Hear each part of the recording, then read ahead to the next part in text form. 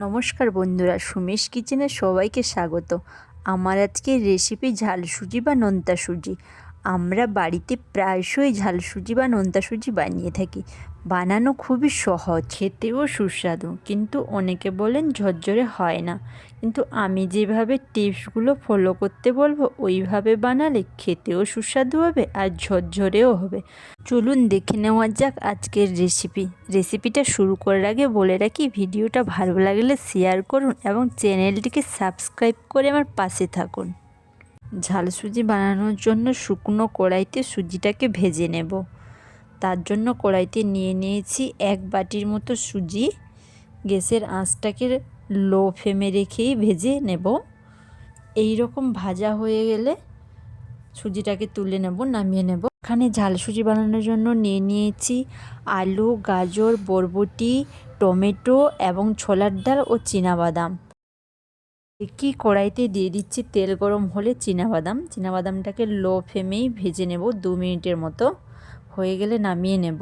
বাদামটা ভাজা হয়ে গেলে একটা প্লেটে তুলে নেব। এরপর ভেজে নিচ্ছি ছোলার ডাল, একইভাবে ভেজে নেব। ছোলার ডালটাও ভেজে নিচ্ছি, ভাজা হয়ে গেলে তুলে নেব।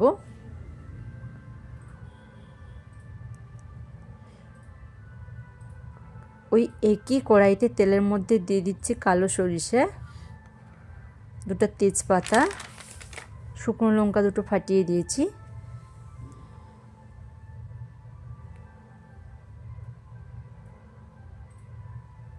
দিয়ে দিচ্ছি আদা বাটাও।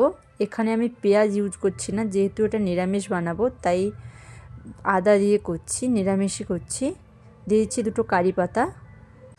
ঝাল সুজিতে যদি কারি পাতা না দেওয়া হয় তাহলে অসম্পূর্ণ থেকে যাবে পুরো রান্নাটাই, তাই ঝাল সুজিতে দিয়ে দিচ্ছি কারি পাতা। আগে থেকে কেটে রাখা আলুর টুকরোগুলো ছোট ছোট সাইজের টুকরো করে কেটে রেখেছিলাম, সেগুলো দিয়ে দিচ্ছি নুন স্বাদ মতো। আলুটা একটু নেড়ে নিয়েই দিয়ে দেব গাজর, বরবটি, এগুলো সব দিয়ে দিব। আপনারা চাইলে অন্য সবজি ইউজ করতে পারেন, ক্যাপসিকামও দিতে পারেন। আলু ও গাজরে যাতে ভালোভাবে নুন ঢুকে তার জন্য আবারও একটু নুন দিয়ে দেব ভালো করে। আলু গাজরের নুনটা ঢুকলে খেতে সুস্বাদু হয়, তাই নুন দিয়ে নেড়ে নিলাম। ছোট ছোট করে কেটে রাখা টমেটোগুলোও দিয়ে দেব। আলু, বরবটি, গাজর ভাজা হয়ে গেলে টমেটোগুলো ছোট ছোট টুকরো করে কেটে রেখেছিলাম দিয়ে দেব। 1-2 মিনিট মতো ভেজে নেব টমেটোটাকেও ওর সঙ্গে দিয়ে। সবগুলো ভাজা হয়ে গেলে ওর মধ্যে দিয়ে দিচ্ছি আগে থেকে ভেজে রাখা সুজিটা ভালোভাবে দেওয়ার পর সুজিটাকে আর সবজিগুলো ভালো করে মিশিয়ে নেব। আঁচটা লো টু মিডিয়াম রেখেছি, পুরো রান্নাটাই লো টু মিডিয়াম রেখেই করতে হবে। মিনিট 2 ধরে সবজি আর সুজি ভালো করে ভেজে নেব। ভাজা হয়ে গেলে ওর মধ্যে দিয়ে দিচ্ছি ভেজে রাখা ছোলার ডাল, চীনাবাদাম দিয়ে নেড়ে নেব আবারও।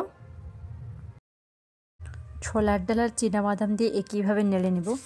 একেবারে বেশি জল না দিয়ে অল্প জল অ্যাড করব আর নাড়তে থাকব। একইভাবে আবারও জল অ্যাড করব, আবার নাড়তে থাকব। ভালোভাবে জল দিয়ে মিশিয়ে নেব। এইভাবে অল্প অল্প করে জল অ্যাড করে ঝাল সুজি বানালে একদমই ঝরঝরে হবে। ক্রমাগত নাড়তে থাকতে হবে, আর যদি নাড়া বন্ধ করে দেওয়া হয় তাহলে দলা পাকিয়ে যাবে। এইভাবে নাড়তে থাকলে একদমই ঝরঝরে হবে। আর আঁচটা পুরো লো ফ্লেমে রেখেই রান্না করছি। দেখুন বন্ধুরা কত সুন্দর ঝরঝরে হয়েছে, একদমই ঝরঝরে হবে। এইভাবে আমার টিপসগুলো ফলো করে রান্না করলে রেডি হয়ে গেল আজকের রেসিপি ঝাল সুজি বা নোনতা সুজি। একদমই ঝরঝরে হয়েছে। ভিডিওটি ভালো লাগলে চ্যানেলটিকে অবশ্যই সাবস্ক্রাইব করে আমার পাশে থাকুন।